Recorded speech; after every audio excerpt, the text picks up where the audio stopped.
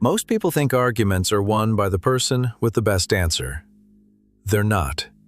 They're won by the person who knows which cards never need to be shown. Every time you rush to explain yourself, you're laying another card on the table, another reason, another excuse for someone else to inspect. The smartest player hasn't said a word.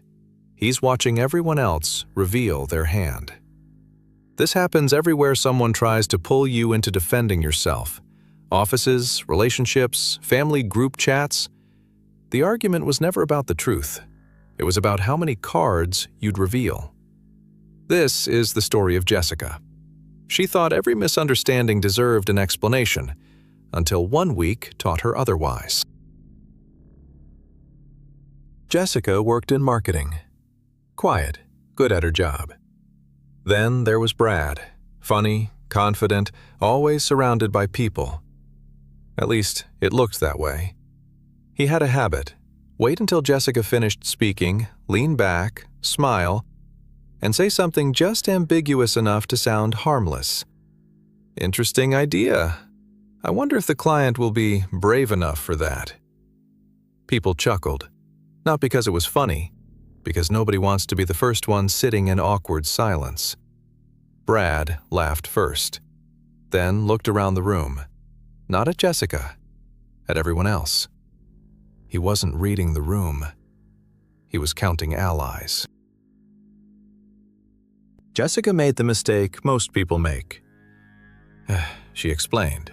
No, what I actually meant was, the research shows... Brad nodded sympathetically. Oh, I know. Somehow her explanation became his next joke.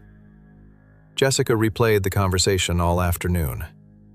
Brad forgot about it before lunch. One of them was carrying the weight. The other was carrying the power.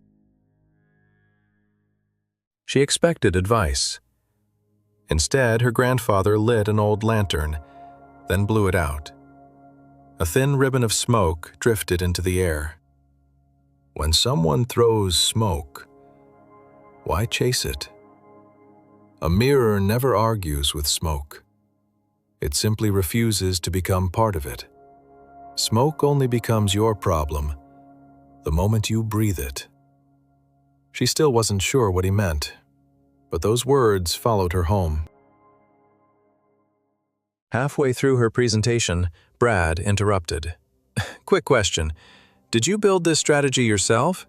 Or did ChatGPT finally replace the rest of us? He laughed.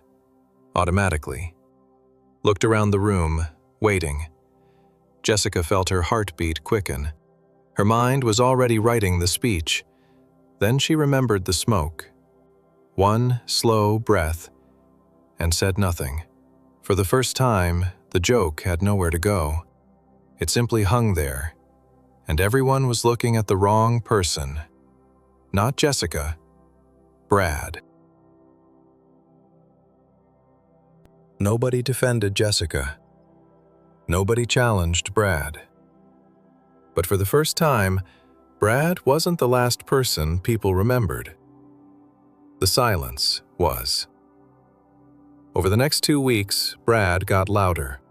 It wasn't confidence. It was compensation. People who depend on reactions get uncomfortable when they stop getting them. Then he took it further. Jessica proposed a campaign idea. I was actually thinking something similar, and spent 5 minutes describing her idea as his own. Every instinct screamed, "Correct him." She almost did. Instead, she wrote one line in her notebook. People eventually reveal who they're trying to convince. Brad cleared his throat, almost casually. I never received Jessica's final presentation. Silence. Every face turned toward her. The old version of Jessica woke up, the one that wanted to explain everything. One breath. She looked at her manager. I sent it Friday. Nothing else. There it is.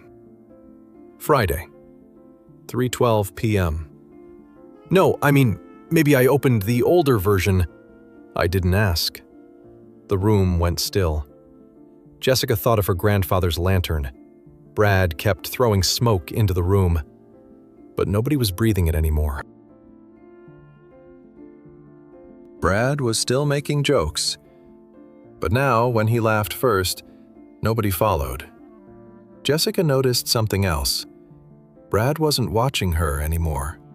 He was watching everyone, checking whether he still controlled the room. He had never been trying to control her. He'd been trying to control how everyone saw him. Real confidence doesn't constantly check whether it's working. Insecurity does. Think about flying through turbulence. Passengers grip the armrests, but the pilot never runs into the cabin explaining every bump, because confidence doesn't need a running commentary. The more certain you are of who you are, the less energy you spend convincing everyone else. Silence isn't the absence of confidence. It's confidence refusing to audition. We have one promotion to announce. Senior Marketing Manager, Jessica. Real applause, the kind that happens when people already made up their minds. Brad clapped too. Quietly. No joke. No comment. Because for the first time, there was no audience left to perform for. She thought back to her grandfather. Smoke only becomes your problem the moment you breathe it. For years, she thought every accusation deserved an answer. She was wrong. Not every invitation deserves acceptance, especially an invitation to defend yourself. The person demanding an explanation usually isn't searching for the truth. They're searching for a reaction, and reactions are easy to manipulate. Composure isn't. Remember the poker table? The smartest player never had the best cards. He simply knew which ones never needed to be shown. Jessica finally learned the same lesson. She stopped laying her cards on the table. Brad never stopped laying down his. He spent months trying to make Jessica explain herself. In the end, the only person explaining anything was Brad. Never react, never explain. Because silence doesn't reveal your character. It reveals theirs.